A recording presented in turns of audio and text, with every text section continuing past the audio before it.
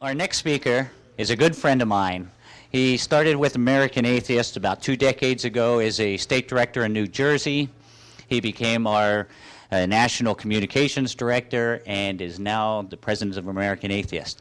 Author of a new book coming out called I, Atheist, America's Loudest Heathen Fires Back. He was the chair of the Reason Rally. My good friend, Dave Silverman.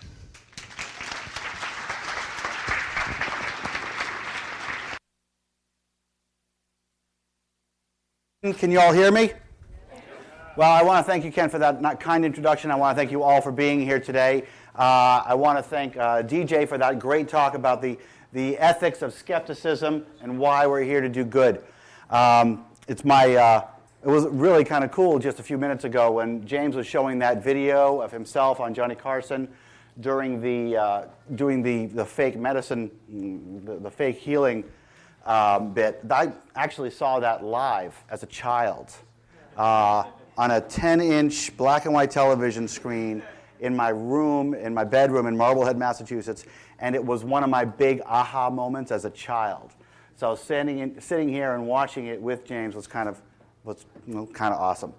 So I wanted to talk to you today about Firebrand atheism, which is something that I've become quite noted for. And it's very fitting that I follow DJ, who spoke about the ethics of skepticism, because I'm here to speak about the ethics of Firebrand atheism and why it is not only correct, but good to be a firebrand. And I'm going to do that by going into exactly what Firebrand atheism is. A lot of people, yes, the dyslexic atheists are wrong, there is a dog. That was made by my good friend Roy Speckert of the AHA. It's that's my pet, my office pet, Sagan. What exactly is Firebrand atheism? You know, not too many people know what it is. Not too many people know how to define it. So I'm going to define it for you, and then we're going to check out the efficacy. Let's talk numbers and trends, because atheists like numbers. Atheists like numbers. Skeptics like numbers. Thinkers like numbers. We have numbers. And beyond the numbers, again, there's the ethics. The ethics of Firebrand atheism, why you should be a Firebrand atheist. I'm going to get into all of that later on, but first I want to talk about what Firebrand atheism is, more importantly, what it is not. And that's Dr. Phil Plait. Now, I've never met Dr. Plait. I have a lot of respect for him.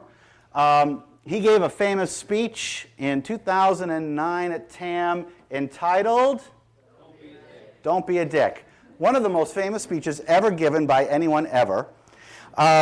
He wrote in his speech, how many of you became a skeptic because someone got in your face screaming and called you an idiot, brain damaged, and a retard?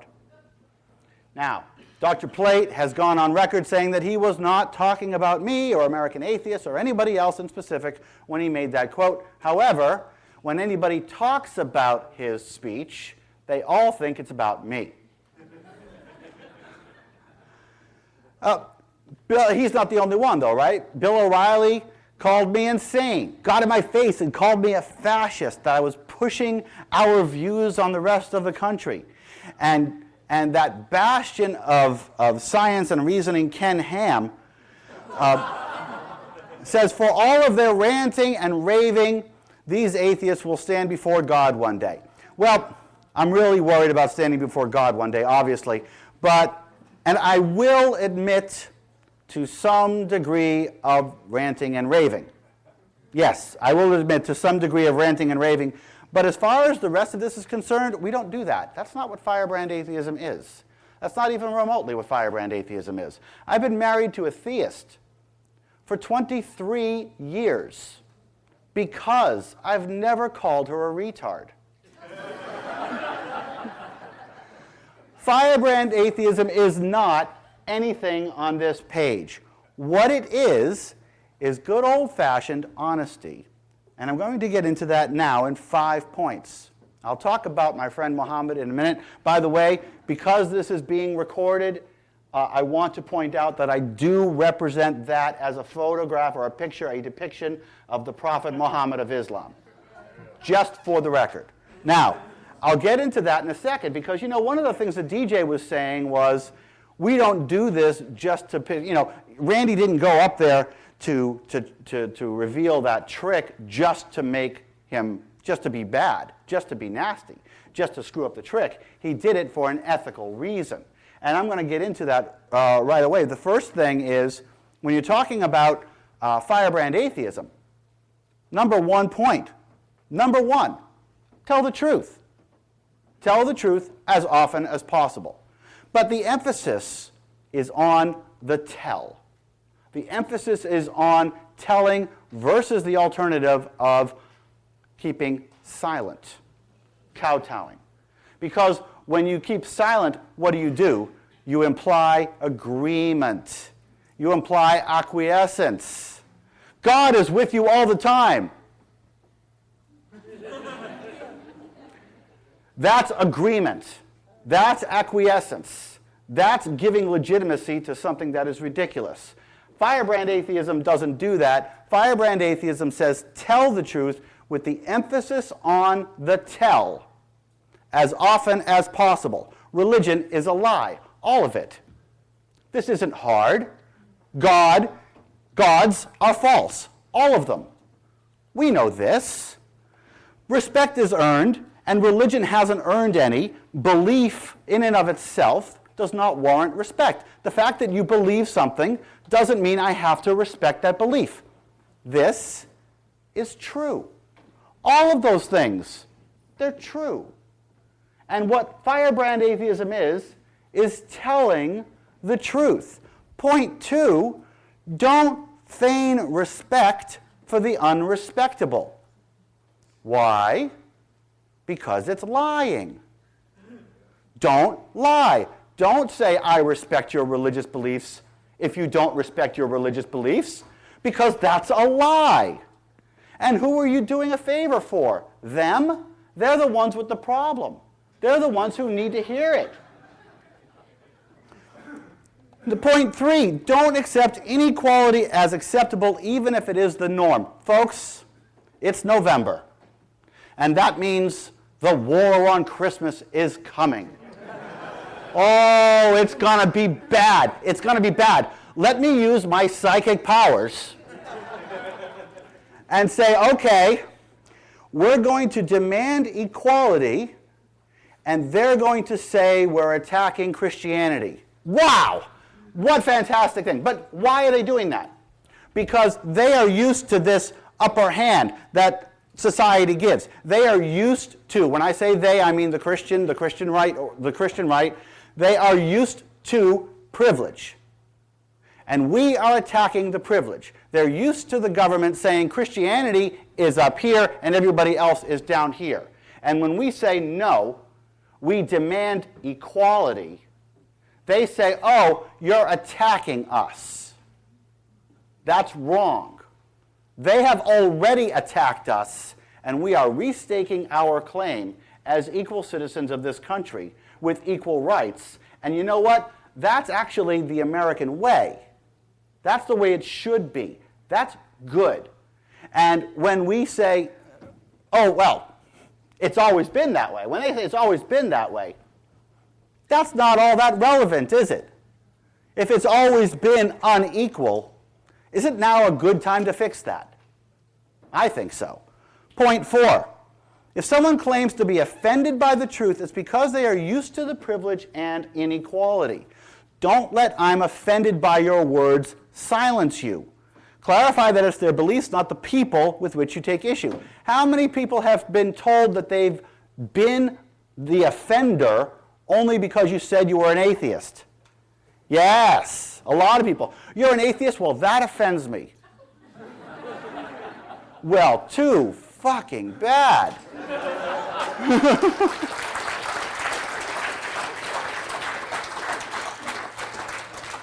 Greta Christina put it very well once. She said, by calling yourself an atheist, you are saying that you think everybody else is wrong.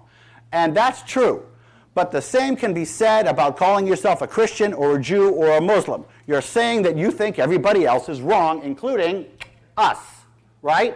We're allowed to say what we think, and they're not allowed to say, oh, well, I don't like that you say it, so you're offending me. That's not going to stop us. What we have to realize is that the people who we're talking to, theists, are victims, okay? They've been indoctrinated since they were extremely young, newborn people, okay? A lot of people say, you know, I've got these friends, they're so smart. You know, this guy's a doctor, and this guy's a psychologist, and he's got a PhD, and they think that there's an invisible man in the sky. What are they, stupid? They're not stupid. They're hurt. They're not insane. They're damaged. They're damaged. And we have to be cognizant of the fact that we're dealing with good, intelligent, ethical, damaged people, okay, that have been victimized since they were born. Before you are anything, you're a Christian, you're a Jew, you're a Muslim. Then you're other things. And so when you say Christianity is wrong, they internalize it. Oh, Christianity is bullshit? Well, you're saying I'm bullshit then. No, I'm not. They use that as a defensive term. They use that to put you on the defensive. When you're just saying the truth, they take it, they internalize it, they twist it, and they say, oh, you're insulting me. That's a reflection of the indoctrination that they've received. It is not valid. This is your opportunity to step forward and say, no, you are not just a Christian. You're a person. You're complex. You've got a lot of things going on. And one of those things is totally wrong. That's the way you handle it. And number 5, if someone tries to limit your freedom, do points 1 to 4, only louder. And now we get to my friend Muhammad, the prophet of Islam. You know, a lot of people say, you know, American atheists, we're the firebrands of the movement. We're the ones who do draw Muhammad Day. We put that up everywhere. And people say, you know, you guys are just doing that to piss off the Muslim people. Yeah, you know, we weren't doing it until they told us we couldn't. Right? Anybody here watch South Park? Everybody watches South Park, right? You might know that there's an old episode of South Park that actually features Muhammad as a character, right? You can't see that issue anymore. You can't see that episode anymore. They've censored it. It's not on rotation anymore. You, as American citizens, no longer have the ability to see that episode because Muslim people decided it's against their religion and you must follow their rules. They say it's offensive to them, so you can't say it. Now, I'm reminded of a story that's in Penn Jillette's book. I don't remember which one it is. It's about a man walks, I'm just going to paraphrase it. A man walks up to another man, notices he's wearing a Mason ring. And the first guy says, oh, I see you're wearing a Mason ring. Second guy says, yeah, I like the ring. First guy says, so you must be a Mason. Second guy says, no, I'm not a Mason. I just like the ring. First guy says, well, Masonic law specifically says you cannot wear that ring unless you're a Mason. Second guy says, well, it's a good thing I'm not a Mason. I don't have to obey those stupid rules. Religious rules are not our problem. We have rights as American citizens.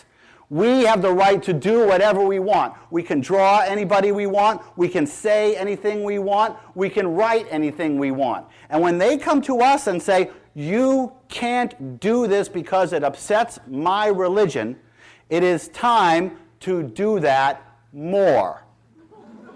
Because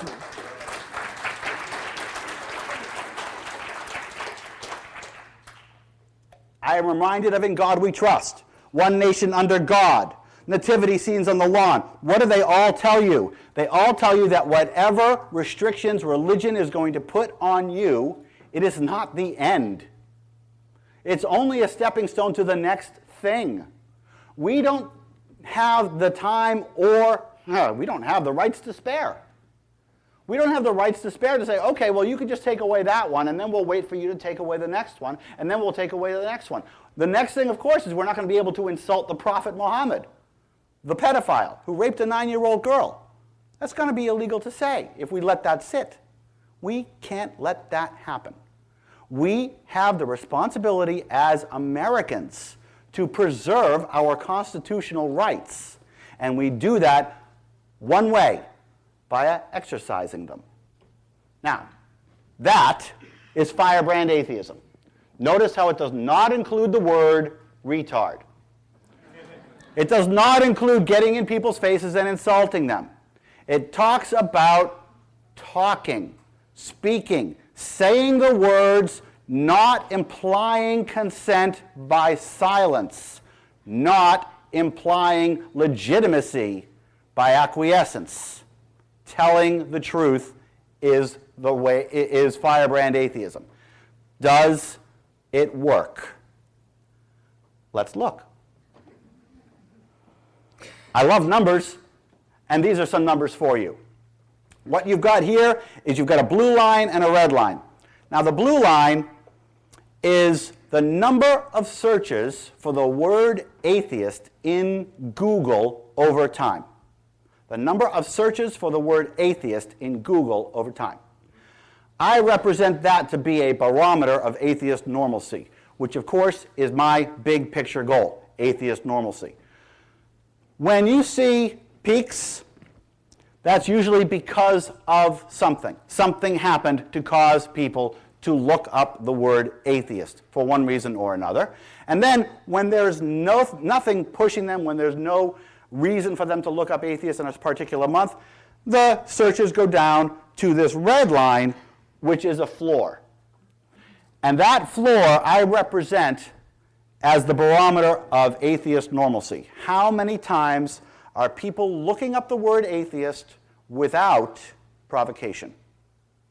So, as you can see, it goes on a pretty steady stream for a while until right around Christmas of '06.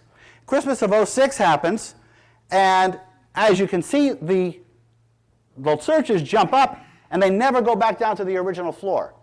A new floor is established. Atheist normalcy has been increased slightly right there. Why? Well, you look. You look up the word atheist, December 2006. What do you see? Richard Dawkins bus ads all over the city of London. Remember those? And then he went on a tour and he was talking about and all the news outlets were talking about it, and all of a sudden the normalcy of atheism rose. Right there. And it never went back down again. And time goes on to here. Now you're seeing some patterns, right? You see those big jumps. Right here, right here, right here, right there. Christmas. That is the O'Reilly factor. The war on Christmas every year produces a surge in people looking up the word atheist because everybody's trying to find out what those atheists are doing to attack Christianity by asserting their equality today. What are we doing today? Well, let's look at a couple facts here. You have a nice steady stream right here, a nice steady floor until Christmas of '08. Christmas of '08. Huge spike, the biggest yet, and a new floor established. What happened? Let's look it up. Look up Christmas, December of '08, atheist. And you'll find, I'm sorry, this wasn't the Richard Dawkins bus ads, this was the God delusion. I'm sorry, this was the God delusion, this was the Richard Dawkins bus ads. Okay? So the Richard Dawkins bus ads come out and the floor raises again. I'm sorry, I'm confused. This was the God delusion, God is not great, and Letter to a Christian Nation. They all came out here. This jump was from the Richard Dawkins bus ads. So as you can see, big press hits, big things affect many people, and then the normalcy rate rises. And that little tail at the end, right there, way over there, That is September of 2010. Now, if you look up the word atheist, September of 2010, you're going to see two things. Two things happened in September of 2010. Number one, the Pew Research came out with their findings that said atheists knew more about religion than religious people.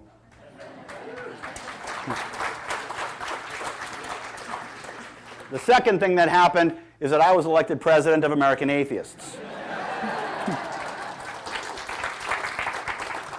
I certainly like clapping for that. So what happened? So American Atheists retook our stance, started to do some serious Firebrand atheism, and this is what happened. Now, for those of you who don't have rulers, that is a climb that's twice as big of a jump and half the amount of time as the last two jumps combined. Okay? Twice as big and half the time. What happened? Well, let's look at every single one of those spikes and the word atheist and see what correlates. And we find correlation. In fact, we find that every single one of those spikes correlates with a hardline atheist activity on the part of American atheists. Watch. Christmas of 2010, you know it's a myth. The big billboard outside of the Lincoln Tunnel. The next month, you know it's a scam and my appearance on the O'Reilly Factor. The next one, you know there is no God, we know you're right. The next one, you know it's nonsense. That's the billboard war with the rapture people. Remember the rapture people? Yeah. Then the next one, Christmas of 11. Tell your family there are no gods. They'll probably agree. The next one, the Arabic and Hebrew billboards that I put up in the particular areas surrounding the World Trade Center. The number one hit for atheists in history, the Reason Rally. Then, after that, the Christian and Mormon billboards, we put a Mormon billboard on a truck and followed the Mitt Romney campaign around. It was wonderful. And finally, the Christmas in Times Square billboard. Now, this is pretty interesting. Before I move on to the next slide, I want to show you something a little more subtle, okay? You know they're all scams. The Arabic and Hebrew billboard and the Christian and Mormon billboards all have something in common. If you look up those 3 months, you will find that nothing else happened in those months regarding atheism. And what that tells you is that since the amplitude of the spike in months where there are multiple organizations doing multiple things is equal to the amplitude of the spike in months when American Atheists is acting alone, it suggests quite strongly that the other organizations are not adding an incremental effect to the spike. If it's as big as it is without them, then it seems that they're not very effective. That's interesting. Let's look at this a little bit more, because this is interesting, but nobody in this room is ready to call cause and effect yet, right? Nobody in this room is, all right, that's an interesting correlation, but maybe that rise has nothing to do with anything that American Atheists is doing. Maybe that rise is just the increase, the whole movement going up, the tide rising all boats. Well, that's not what we find if we look at other labels over the same time period. Because if you look at humanism, if you look at skepticism, if you look at agnostic, they are steady or declining in the same period of time. This is interesting, because what this means is whatever affected the word atheist only affected the word atheist. It did not affect humanism. It did not affect skepticism. It did not affect agnostic. There was one peak right here for agnostic. That is when President Obama said he was agnostic about campaign finance reform. And as you would expect, it didn't affect the floor because it really didn't have anything to do with agnosticism, right? So we've got agnosticism is stagnant. We've got humanist actually declining in floor over time. So what we're seeing here is a correlation of our activity to the searches to atheist normalcy and only to atheist normalcy, lending credence to a really positive correlation. So I asked Dr. Ryan Cragen, a statistician from the University of Tampa, to comment on it and to do a study on it. Well, actually, let me rephrase it. To comment after he independently did a study on my data. He did the study on his own, and then he came and gave me this quote. While causation cannot be determined, obviously, it is clear that there has been a very strong and consistent correlation between interest in atheism generally and interest in American atheists specifically over the past 3 years. For those of you who are statistically inclined, the R squared is 0.8. Yes, 0.8. The highest you can get is 1. And the correlation is 0.8. And that is a very, very strong correlation. So the last bit I want to look at is effect. What about the atheists? Is it doing anything? Is atheist normalcy leading anywhere? Are we doing anything? Well, let's look at atheists calling ourselves atheists. Now, of course, everybody here is an atheist. I don't care if you call yourself a humanist or a skeptic or whatever. If you don't believe in a God, you're an atheist. Okay?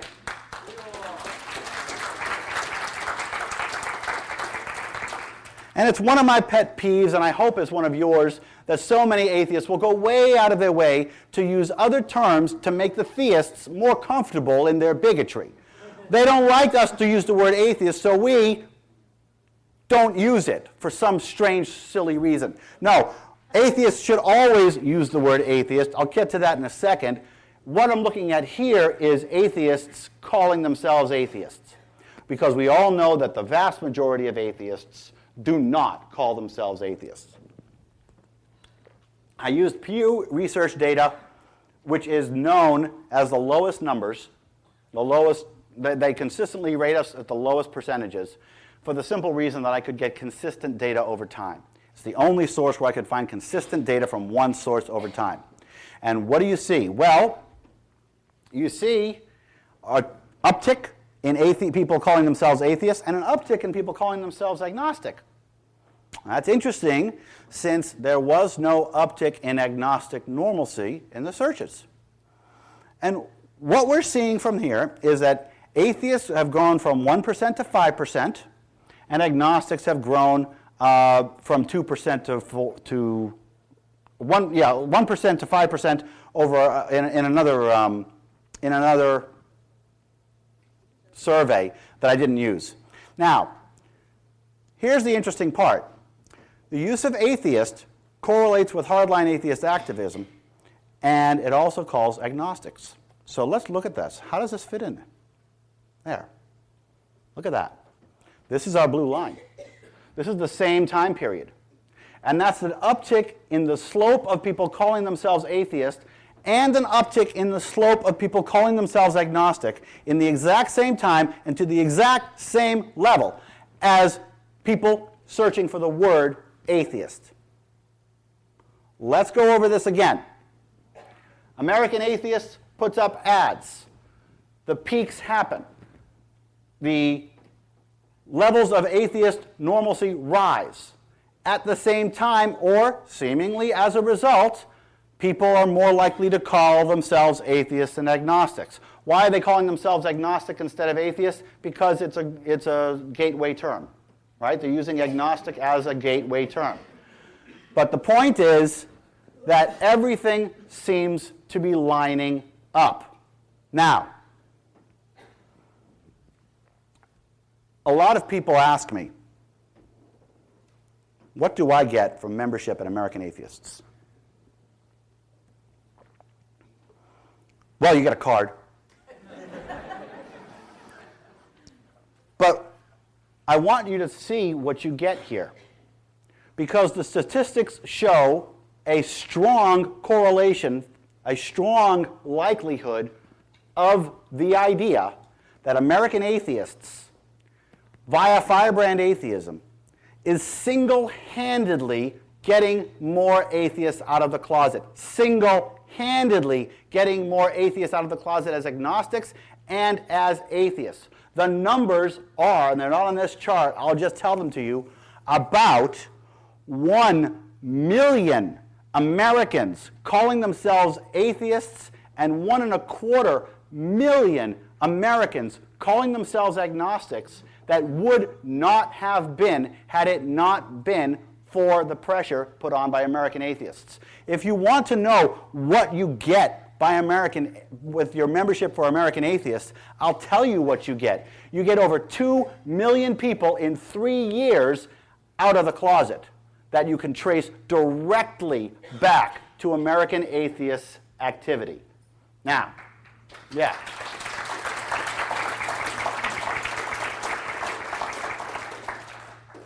So Firebrand atheism works.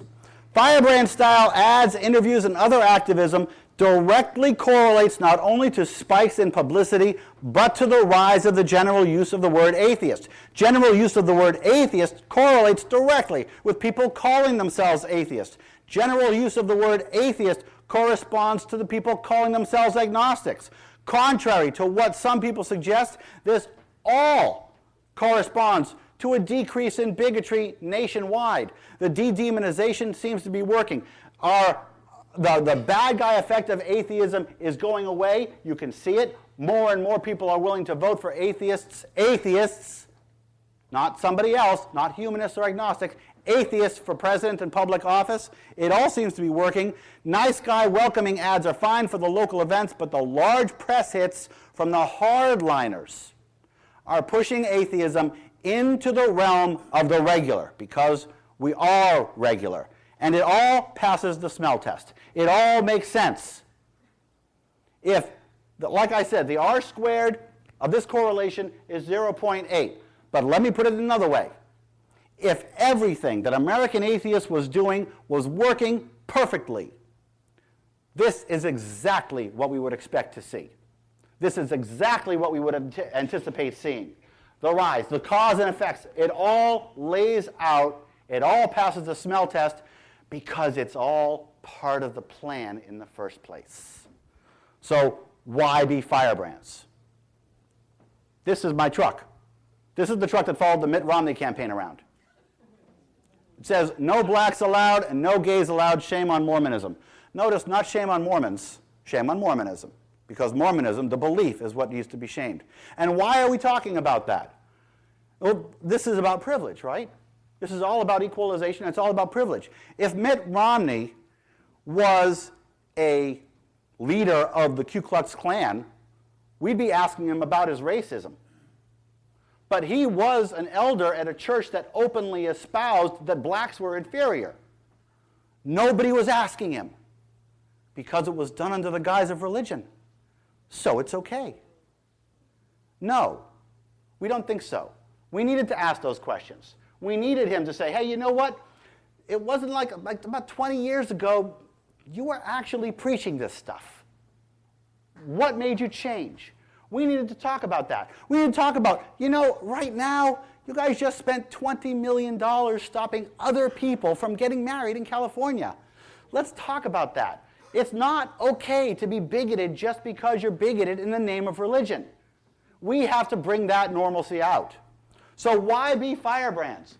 Because people need to know that open and even harsh criticism is okay and that it is indeed good and necessary. They're not used to hearing it, they're not used to feeling it, and we aren't used to it either, right? We're all victims of that same indoctrination, that same pedestal that religion has been placed on. We're all victims of that. We all see it. And so when we think of, you know, criticizing religion, we all feel that, oh, we really shouldn't do that. But you know what? That's why we need to do it. That's exactly why we need to do it. Even if they find it distasteful, they need and deserve to hear it. Once again, these people are not stupid. They're not idiots. They are damaged. They are injured. They are hurt. And they need us. Now, I have a friend, his name is Robert. Robert's a Muslim.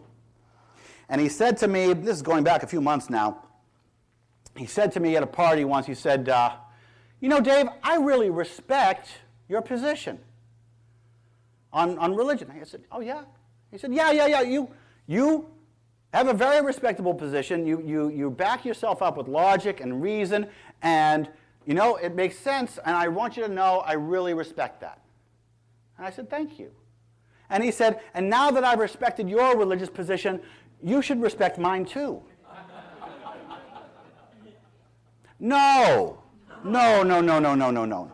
You respect my religious position because my religious position is respectable. It's based on logic and reason and common sense. You believe in an invisible magic man in the sky, a rapist who is perfectly moral, and a winged horse that flew off into the sky. That's not reasonable. That's not rational. That's not something respectable. I respect you, but I don't respect your belief. Now, did I do the right thing or the wrong thing? Well, I'll tell you what I did. I did the right thing. Wouldn't it have been easier for me to just say yes?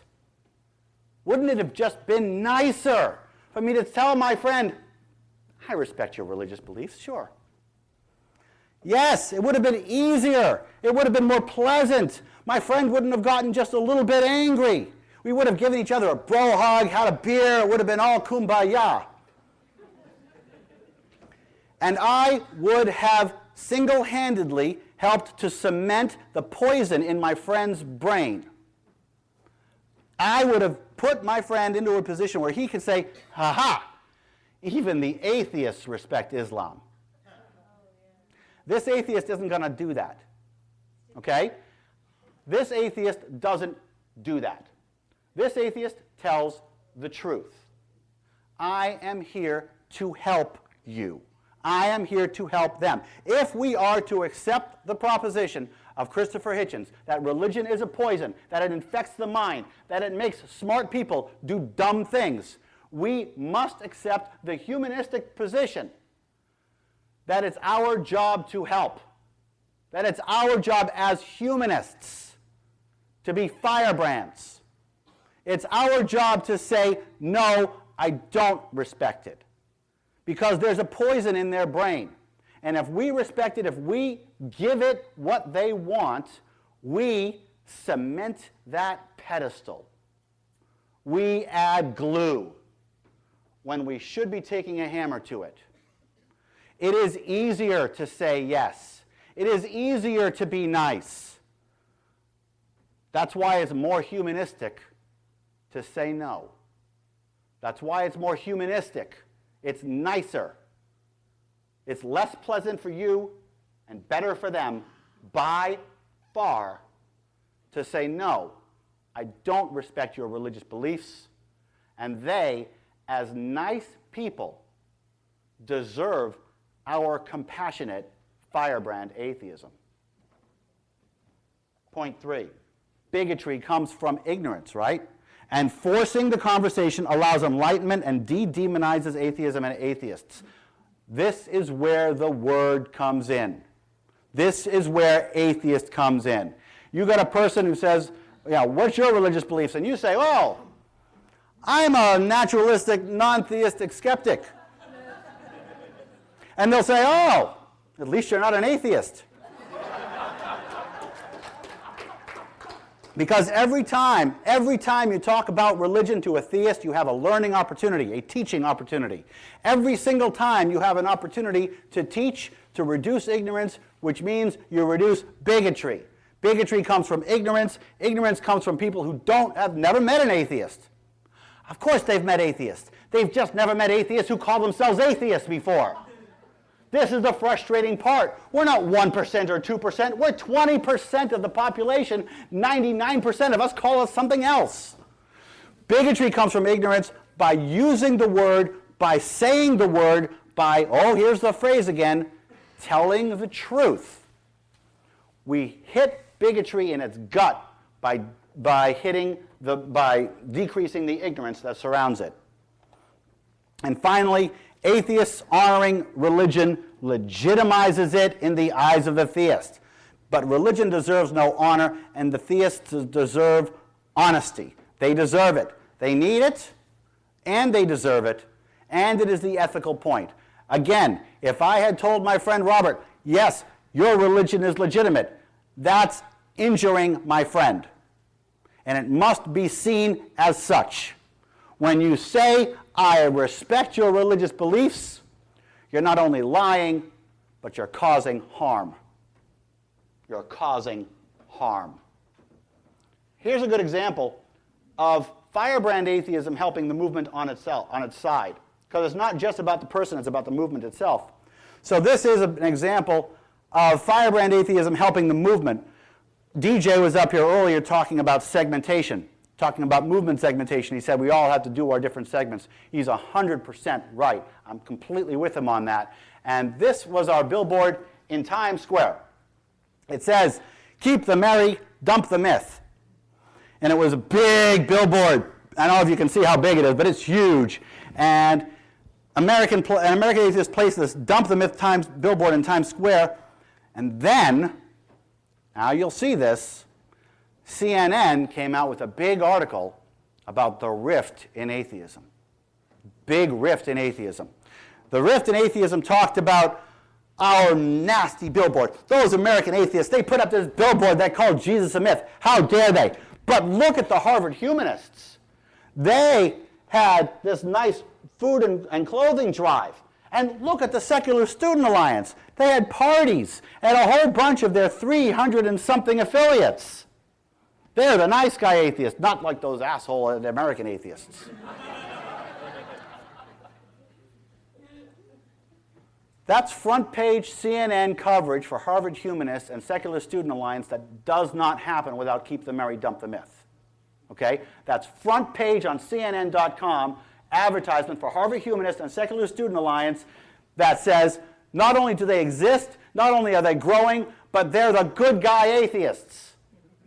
Which means there are good guy atheists. So Firebrand atheism not only helps the person you're talking to and the country at large, but it helps the movement. It allows people to segment the atheists in their mind. It allows the press to segment the atheists in their reports. And it allows people to see that atheism may be only one issue, but the movement is very broad. So Firebrand atheism helps the entire movement and the people you're talking to and the country on the whole.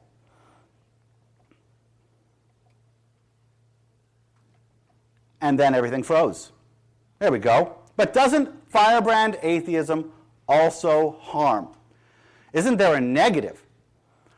I had a friend who saw your billboard and decided to go back into the closet.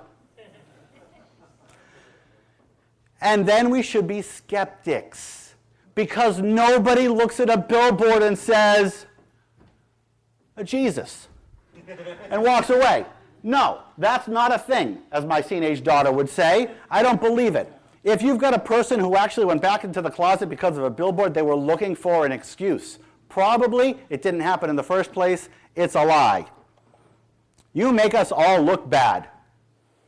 I make us all look bad. We make us all look bad. I think we look a lot worse when we look like pushovers. I think we'll make a lot worse when we look like pushovers. Here's a good one. Theists will like us better if we coddle them. Now think about my friend Robert, okay? Theists will like us better than if we coddle them. And ladies and gentlemen, I've said a lot during this presentation, but if you remember only one thing, please remember this. Theists liking us is not the objective. Equality is the objective. If the theists love us because we acquiesce to inequality, we fail as a movement. If they hate us because we demand equality and achieve it, we succeed. We must be there. We cannot let their feelings for us get in the way of our equality, our constitutional right, our right, which is every bit as equal as theirs to be here and to be a part of this country. You sound like a religion when you push your agenda so hard. You sound like your religion. And this is, I hate this. I hate that one. That's the worst. You know, because I don't know if you know this, folks, but You can organize and not be a religion. It's crazy, I know. Unions, they organize all the time. Politicians, they organize. Campaigns organize all the time. Do they all look like religion? No. We look like religion because we're doing exactly the same thing. Now look, religions can organize too. That doesn't make it wrong or bad or in any way detrimental for us to do it. If religions organize and atheism doesn't organize, we lose. That's not acceptable. So if making ourselves known reminds people of religion, that's only because religion has done a good job at making themselves known. It certainly is not going to stop us from making ourselves known as well. Lastly, Firebrand atheism drives the movement. Summary time. It de-demonizes the word. It brings the conversation to the table.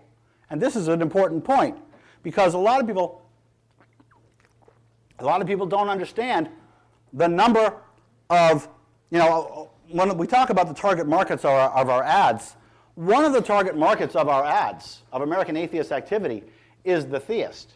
Okay? And the theist getting mad and talking about it, that's a good thing. Why? Because it de-demonizes us, it makes them think about our position, but most importantly, who are they talking to? Possibly some seriously closeted atheists in their families. They are spreading the word for us. They are a marketing tool, and they should be treated as such in some cases.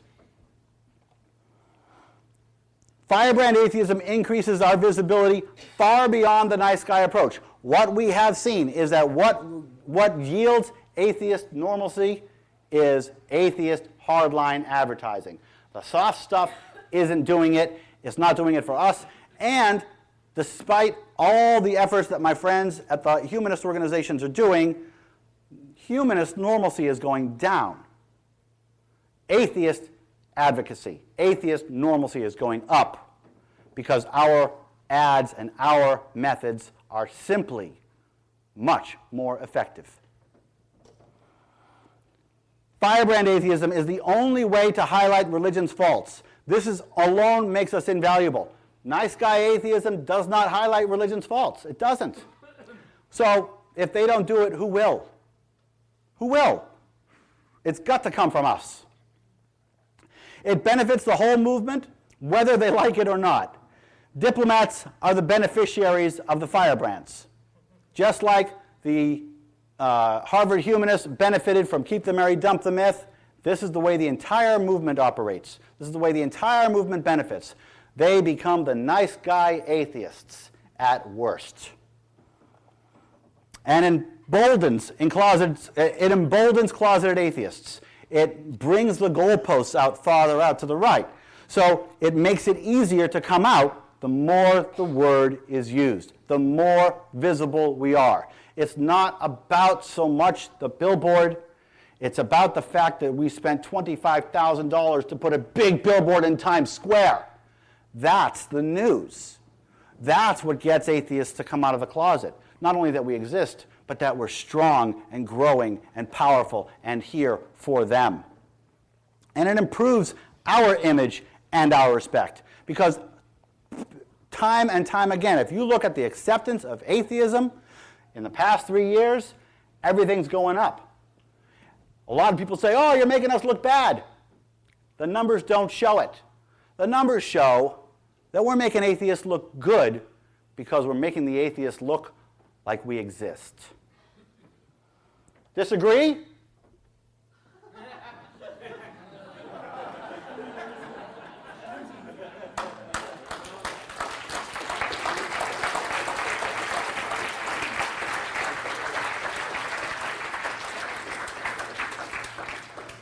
So, change the country and be a firebrand. I'm inviting all of you to be a firebrand. First of all, join American Atheists. This is an American Atheist membership brochure.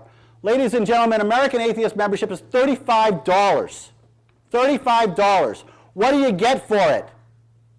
You get a rise in atheism nationwide. You get millions of people seeing the direct results of our activity.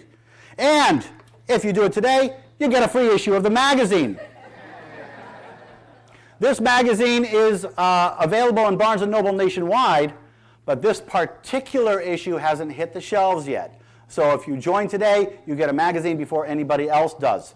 So please, I've got membership brochures up here. All you have to do is hand me one of these, and you get a free membership. Change the country and be a firebrand. Always. Free magazine. What? Free member. Thank you, David. Buy a membership, get a free magazine. Everybody got that? Use your psychic powers and figure out what I really mean to say. Folks, every single one of you should be members of multiple organizations, okay? The Humanists of Florida need your support too, okay? And one of the things that I don't like about this movement is that not enough people ask for money. Really, we don't. Not enough people ask for money. Not enough people will come here and say, churches ask for tens of thousands of dollars a year.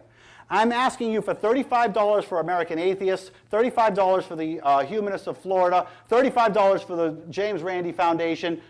Come on, pony up, join the movement. We need your help, and we deserve it. We are causing a change that benefits you, and we are saving this country for your children and grandchildren.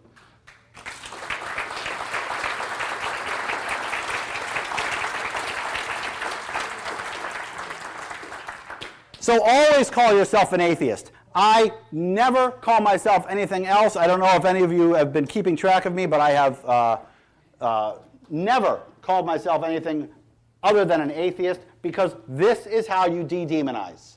If you call yourself a rationalistic, skeptical, non-theist, you're an atheist. Get over yourself. Use the word. And you know, why are we doing that? Why are we afraid? I want you to think about that. Why would you not call yourself an atheist? Why would you not? It's the truth, and you're trying to make it nice for whom? The people who are bigoted. You're trying to use theist-approved words to describe yourself because, what? They are bigoted against people like us. It's akin to a gay person not using the word gay because he doesn't want to piss off the homophobes. It doesn't make sense. We are atheists, and it's our word, and we should use it.